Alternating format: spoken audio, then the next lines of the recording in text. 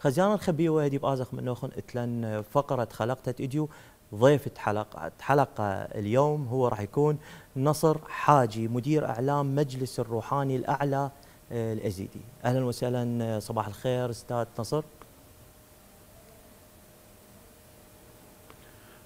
صباح النور عليك استاذ وعلى كل مشاهدي قناة العراقية السريانية. حبيبي شكرا لك، شكرا لوجودك ويانا اكيد قناتنا العراقية وهي قناتك اكيد. شكرا جزيلا على تحت الفرصة. استاذ نصر، نبدي حلقتنا اليوم نريد نعرف ما اصول التاريخية للديانة الازيدية.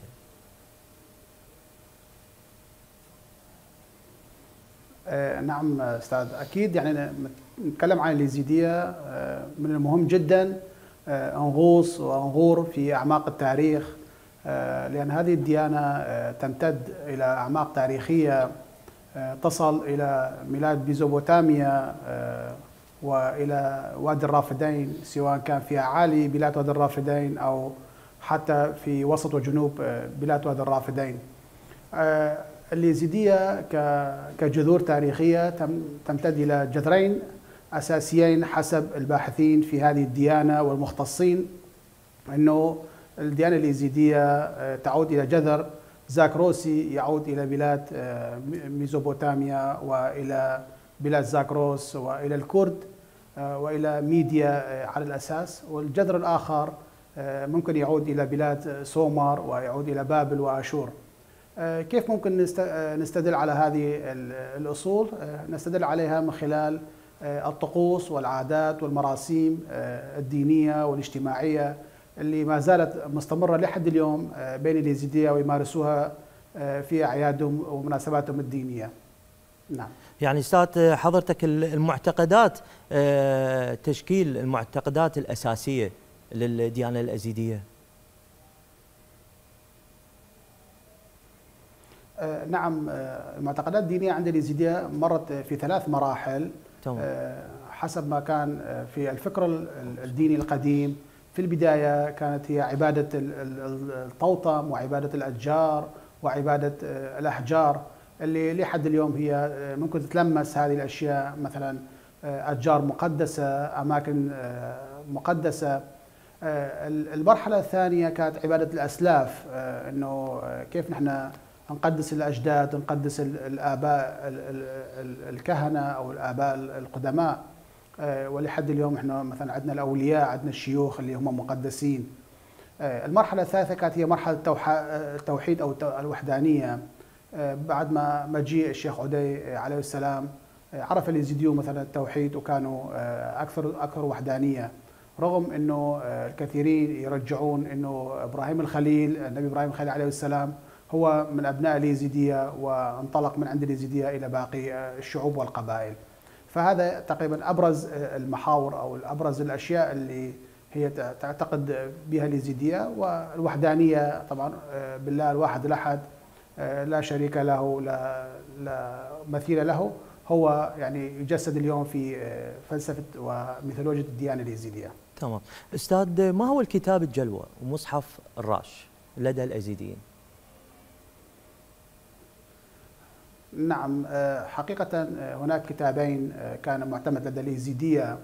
الأول هو كتاب الجلوة اللي ألفه الشيخ حسن بن الشيخ عدي الثاني، ومصحف راش أو مصحف روج يلفظ أحيانا بشكل خاطئ، يعني هو مصحف روج أي مصحف الشمس.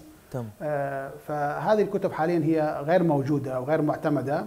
اليوم اليزيدية يعتمدون على علم الصدر المتناقل من الآباء إلى الأولاد، اللي يضم مجموعة من الفلسفة الديانة اليزيدية التربوية والأخلاقية والاجتماعية، بالإضافة إلى الفلسفة الروحية اللي تمتع بها الديانة اليزيدية. زين أستاذ، ممكن نعرف شيء بسيط عن التعاليم والقصص اللي تحتوي بها هذه الكتب؟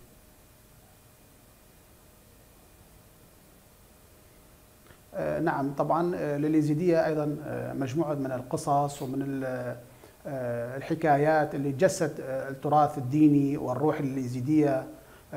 من أبرزها طبعا قصة الانفجار العظيم.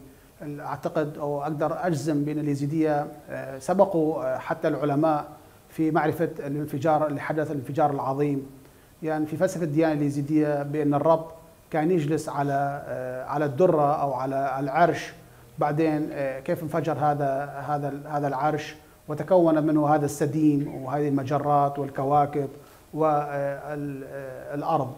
فهذه النظرية أو اللي توصلوها فيما بعد العلماء الفيزياء، وأشاروا أنه حصل انفجار عظيم في الكون حتى تكونت هذا يعني من أبرز القصص، بالإضافة إلى باقي القصص تتكلم عن نبي إبراهيم الخليل، تتكلم عن نبي إسماعيل، تتكلم عن طوفان، عن نبي نوح، وإلى آخره من القصص اللي تتشابه فيها ربما مع باقي الأديان أو تختلف في جوانب أخرى. زين أستاذ، ما هي الرموز الدينية والروحانية المهمة في الديانة اليزيدية؟ نعم طبعا أكيد يعتبر الشيخ عدي هو مجدد الديانة اليزيدية، هو أبرز رمز عند الديانة اليزيدية، ومن ثم باقي الشيوخ والأولياء اللي لهم وظائفهم ولهم أعمالا في الديانة اليزيدية. لكن عادة يكون الشيخ عدي هو محور الديانة اليزيدية باعتباره هو مجدد الديانة اليزيدية، هو من عاد ترتيب وتنظيم خلينا نقول البيت اليزيدي في قبل ما يقارب 1100 سنة. أستاذ نصر، أكو سؤال، ملك طاووس هو رمز للديانة اليزيدية، شنو معناه؟ نعم، يعتبر ملك طاووس في الديانة اليزيدية هو أول ملاك اللي خلقه الرب من نور ذاته، يعني حسب نظرية الفيض بأن الرب خلق الملائكة من نور ذاته، أشبه ما يكون بأنه بشمعة مضيئة ومن ثم أضاء باقي الشمعات. فكان الطاووس ملك هو أول ملاك خلقه الرب، وعينه الرب كأمين الكرسي، وهو يتلقى الأوامر والتعليمات الدينية من الرب حتى ينقلها إلى باقي الملائكة.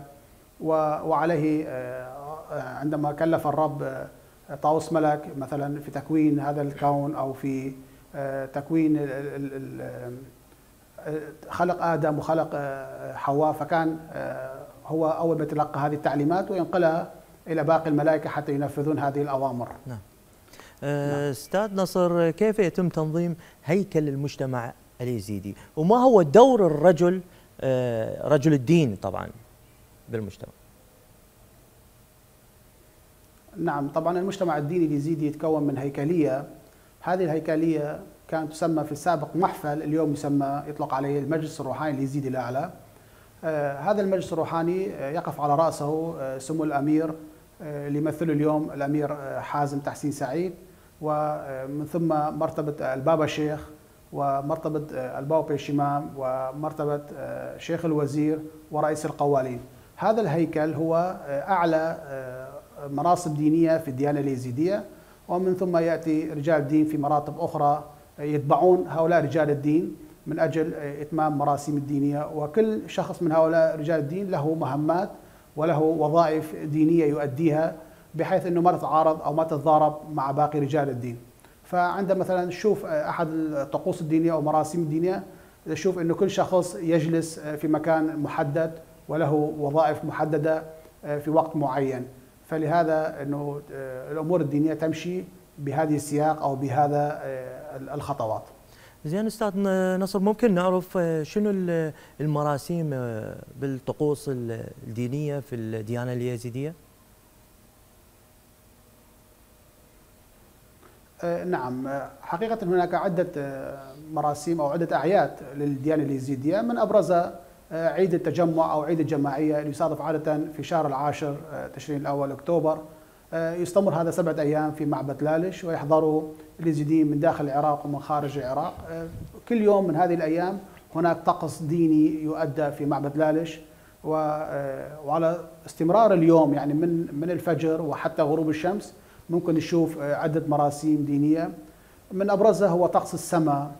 طقس السماء اللي تمثل أنه هناك شعلة النور اللي ترمز إلى الرب، وهناك 7 من رجال الدين يدورون حول هذه الشعلة يرمزون إلى الملائكة بمصاحبة رجال الدين القوالين اللي يعزفون على آلة الموسيقى الدينية اللي هي الدف والشبابة.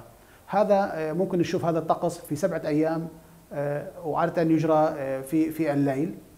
بالاضافه انه باقي الايام هناك طقس مثلا ذبح الثور، هناك طقس تعميد الستائر، هناك طقس اخراج التخت او تخت بري شباكي كما يسمى. فهذا كلها لها رموز ودلالات حقيقه لو نتحدث عنها نحتاج الى حلقات، يعني ما يمكن ان تكفينا ساعه او نصف ساعه من البرنامج. اكيد استاذ، اذا نحكي بها نص ساعه قليله هيك مواضيع مهمه اكيد.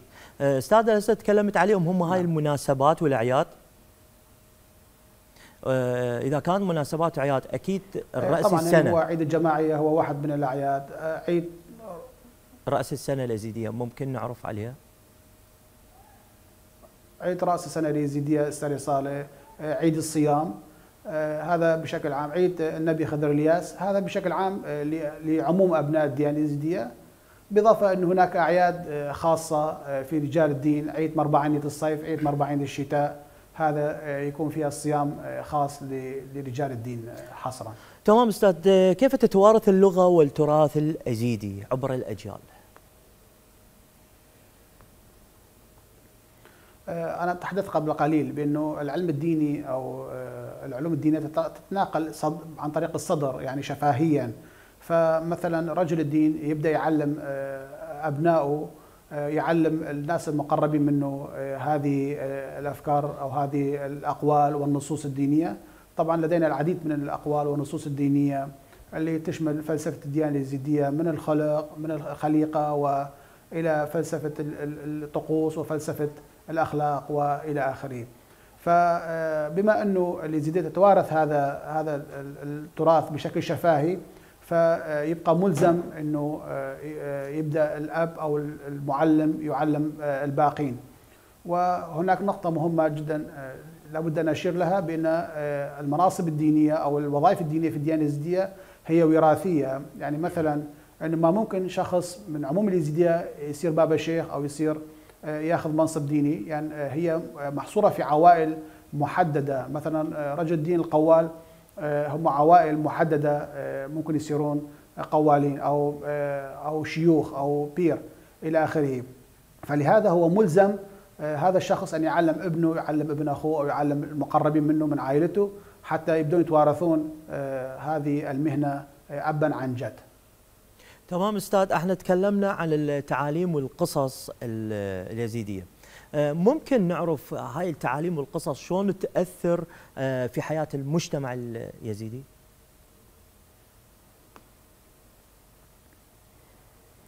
نعم أكيد، لكل مجتمع هناك سرديات خاصة فيه تعبر عن فلسفته، تعبر عن رؤيته، تعبر عن إيديولوجيته في الحياة.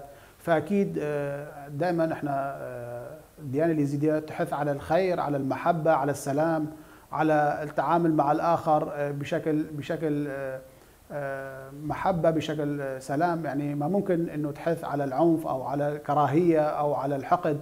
هذه كلها هي تعاليم مرفوضة في الديانة اليزيدية. فلهذا نشوف أنه دائما احنا مثلا مجتمعاتنا تتجه نحو السلام، إلى التسامح، إلى المحبة مع الآخر، حتى لو كان أساء لنا أو أساء إلى مجتمعاتنا. فدائما احنا فلسفتنا تركز على قضايا السلام وقضايا التسامح وقضايا المحبة في كل الطقوس، في كل الأعياد، في كل التعاليم، في كل المراسم. استاذ، شلون تأثرت الديانة اليزيدية بالظروف التاريخية والسياسية في المنطقة؟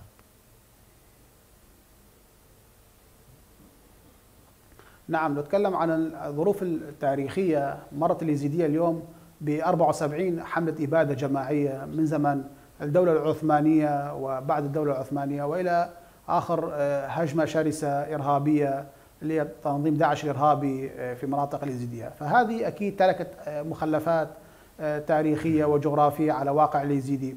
يعني قلصت جغرافية اليزيديين. يعني سابقا كان يزيد تمتد إلى تكريت وإلى إيران وإلى سوريا وإلى تركيا. أما اليوم حصرت مناطق اليزيدية في مناطق محددة جدا، قريبة من مناطق الجبال أو في المناطق العاصية، خوفا من الغزوات، خوفا من الهجمات الشرسة اللي دائما كانوا يتعرضوا لها.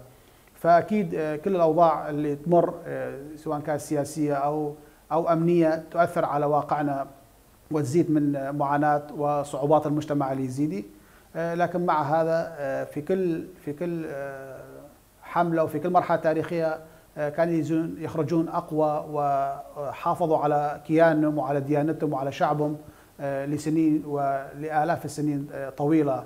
ولو تعرض أي شعب آخر لما تعرض له اليزيديون لكانوا انقرضوا من زمان على وجه الأرض. لكن الحمد لله والشكر نحن ما زلنا متماسكين ومتمسكين بأرضنا وبعاداتنا وتقاليدنا وتراثنا. آمين آمين.